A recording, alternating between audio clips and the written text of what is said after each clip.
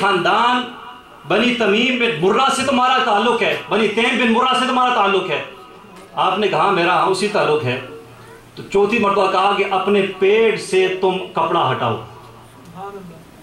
تو سیدنا صدیق اکبر نے کہا کہ تم نے ایک سوال کیا ہے، اس کا مطلب یہ ہوا دوسرا سوال کیا ہے، تم میرے بارے میں کوئی ایسا علم رکھتے ہو، میرے بارے میں تمہیں کوئی انفارمیشن آلریڈی موجود ہے تمہارے پاس کہ تم نے تینوں سوال کیے ہیں اور تینوں ٹھیک نکلے میرے بارے میں، اب تم یہ مجھ سے کیوں پوچھ رہے ہو کہ میں پیٹ سے کپڑا ہٹاؤں؟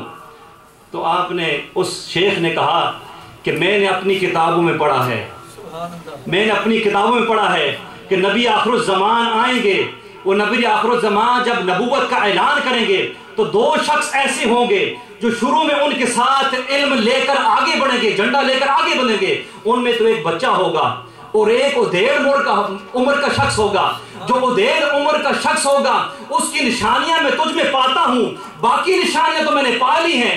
دو نشانیاں ایسی ہیں جو میں کنفرم کرنا چاہتا ہوں، ایک تو یہ ہے کہ اس کے ناف کے اوپر ایک تل ہے، یہ میری کتاب میں لکھا ہے، اور ایک اس کی ران پر تل ہے جو ہماری کتب میں لکھا ہے۔